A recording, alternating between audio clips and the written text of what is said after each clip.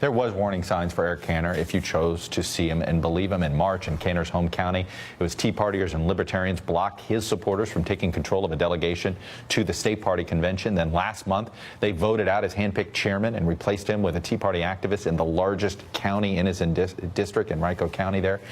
It is unbelievable. Shira Center's politics editor for Roll Call. We hope to have Jeff Shapiro, the Richmond Times-Dispatch, the dean, of course, of the political delegation in Virginia. He's making his way to studio. We shall see. But Shira, let me start with you. Capitol Hill, you were just talking about, you had folks staking out Boehner's restaurant. It was like an episode out of the scene of House of Cards. I mean, This is, the decks have been scrambled, and all of a sudden there is one election everybody's focused on, and that is who replaces Cantor. Right. As the results came in last night, the lights stayed on in the Capitol, staffs were moving, people were jockeying, the phone lines were ringing. I mean, it's like the Capitol never closed last night. And it continues this morning and all throughout this week as we see what happens in this leadership race.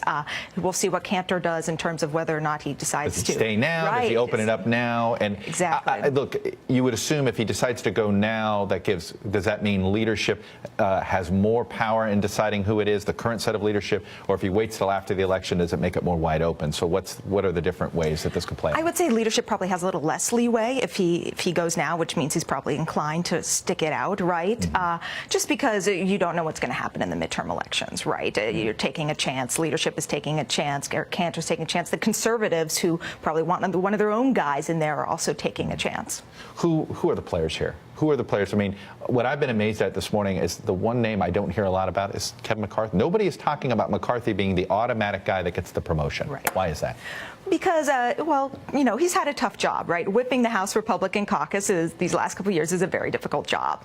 But he's not exactly known for being great at it. You know, we've had a lot of difficult votes. Well, I hear the word is he's fine. He tells you the numbers. Right. The rap on him is he's not an arm twister. Exactly. That he just simply, oh, this is the numbers. He's the anti-Tom DeLay when it comes to whipping votes, right? He's just not his personality. Mm-hmm. So there are other people who are trying to ascend the ladder. Also, what happens with John Boehner, right, after the cycle? Does this change? And then the whole leadership equation in the House Republican Party just blows up. Now, it's interesting, the power aspect of Washington. K Street is probably sitting here, and they had a bad day, didn't they? They lost a guy in Eric Cantor that they used to deal with. And this, of course, goes right to the populist aspect of Dave Bratt's campaign. He was sort of running against that, too, not just immigration. Right. There have been reports of just yesterday morning, Eric Cantor was meeting with lobbyists on Capitol Hill. Meanwhile, people were heading to the polls in his own district, and he was going to lose hours later.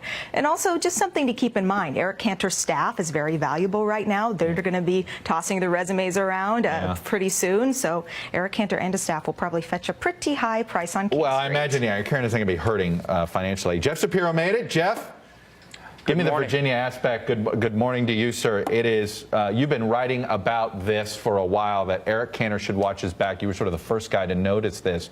Is more of this to come in Virginia Republican politics, or was Eric Cantor uniquely vulnerable? Well, this Bratt-like challenge from the right to Eric Cantor is what's keeping Republicans in line here in Richmond. Perhaps you've been reading as well about this standoff between Democratic Governor Terry McAuliffe and House Republicans over the additional extension of Obamacare. I was just going to say, that just Virginia. Kills that, right? Doesn't it? I mean, can you imagine a scenario now where any state assembly Republicans vote with Terry McAuliffe right now?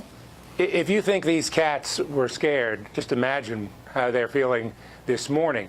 But as far as Cantor is concerned, you know, one is often hearing that, you know, David Bratt was the stranger in this race, the unknown. And actually, I'd argue that it was Eric Cantor. Virginians in the heartland of this state saw very little of Eric Cantor. His district was drawn to accommodate him. It made to order. It allowed him to focus on his, and pun intended, primary constituency, and that's that small number of fairly conservative votes within that fractious House Republican caucus that would determine his fate. And so he traveled around the country raising money, accumulating chits. Virginians only saw him on the Sunday talk shows and occasionally on the front page of the national newspapers. He's a guy that was worrying about the wrong election, it sounds like. Anyway, Jeff Shapiro, I got to leave it there. We'll check back in with you again. You've got some crazy times to cover here in Virginia. Good stuff. Fun to be you these days. Shira Center, you too. Roll call.